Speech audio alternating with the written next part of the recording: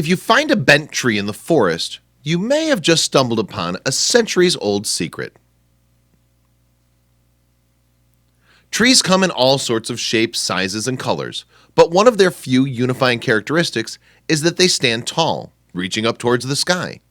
If you look for long enough, though, you'll eventually come across trees with crooked trunks and weird kinks. And if you find one of these, then you may have chanced upon a long-forgotten secret. Dennis Downs grew up close to Lake Michigan, on the border of Illinois and Wisconsin. With a growing love of nature, he spent his childhood playing in the forests near his home. And here there were trees quite unlike any of the flora surrounding them.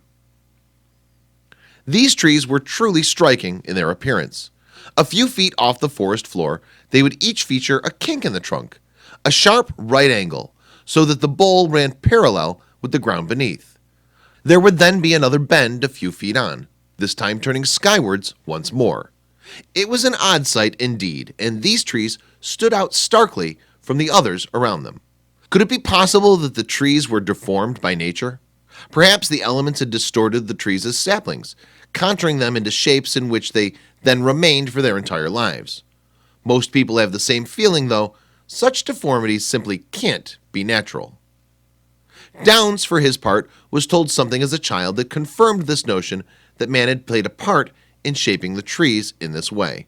Specifically, it was said that Native Americans had created the trees thus to help navigate their way through the woods. And these stories stuck with Downs into his adult life. He wanted to know more. In his early 20s then, he started looking for evidence to back up the tales that he had heard while growing up. What's more, before long he began to unearth evidence regarding what had really been going on. Crucially, Downs came across records made by geologist Raymond Jansen. Now a painter and sculptor, Downs himself spoke to Atlas Obscura in January 2016. He told the website, "I was determined to go everywhere he went, so it was that he followed in the footsteps of Jansen." Downs would actually follow Jansen's work for the next 4 decades. While working in the 1930s and 1940s in Illinois, the geologist had also been intrigued by the strange trees. In fact, his fascination with them led him to study them across 13 states. Over the course of his research, he would furthermore set out guidelines on what exactly was unique about the curios. Jansen would in fact write 4 papers based on his research on the subject. In one he stated, "The casual observer views them merely as deformed freaks, but careful observation and comparison of the nature of the deformities indicate that these trees did not acquire their strange shapes simply by accident." Using Jansen's work as his starting point, Downs would continue down many other avenues. Soon, moreover, he began finding information of his own. Indeed, he found evidence not only of more marker trees, but also of the locations where others had once been before being removed. What's more, at the root of it all, Downs had, as alluded to, been told that the trees had been deliberately shaped by Native Americans. These indigenous people would apparently use the trees as milestones on trails. In this manner, the markers would guide the people's way through forests and across rivers, or be used to mark points of interest, such as freshwater springs. The trees were in fact a rudimentary navigational tool, long before the age of GPS. Downs also noted that the information provided by the trees may have been crucial for those navigating by them. He said having the knowledge of these trail trees could mean the difference between life and death, between eating and starving, between crossing the river correctly or incorrectly.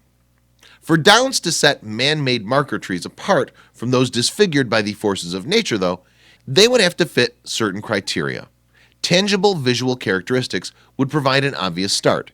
In trail marker trees, the kinks are, for example, never too far from the forest floor. Why? For the simple reason that someone once manipulated the given tree into a shape. Then the age of the tree would need to be taken into account. It would need to be old enough to have been alive when Native American tribes were known to populate the area. The starkest evidence that Downs discovered, though, came from those who had personally seen the technique being practiced. Earl Ochingwanigan, a Smithsonian advisor and professor emeritus, had witnessed a trail marker being shaped in 1933 by a pair of then septuagenarian tribal elders. Moreover, he took Downs to the site. Once upon a time, these markers were a far more common sight. Over the course of the 20th century, however, many forests across America and the markers they contained have been lost to make way for roads and highways. Furthermore, most marker trees are aged between 150 and 200 years old. This means that they won't survive for much longer. And with no legal protection in place to preserve them, there's no unified strategy to save them from disease or from felling. They may also simply fall victim to storm weather. There are even those who don't believe in trail marker trees at all. Don Wells, president of the Mountain Stewards in Georgia, told Atlas Obscura, "There are still skeptics out there, mostly in the academic community, but I've talked to enough elders to convince me that I know what the truth is. I just ignore the skeptics." Meanwhile, the Trail Tree Project, run by Mountain Stewards, is actually in the process of documenting the marker trees before they're lost forever. It's built a database of nearly 2,000 of them across America. The organization has also released a documentary and a book featuring interviews with Native Americans explaining how their ancestors used the trees for navigation.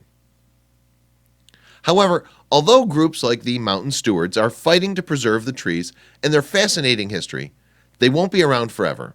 And yet, as Downs told Atlas Obscura, if there are only a few hundred of these unique living artifacts left, that's enough.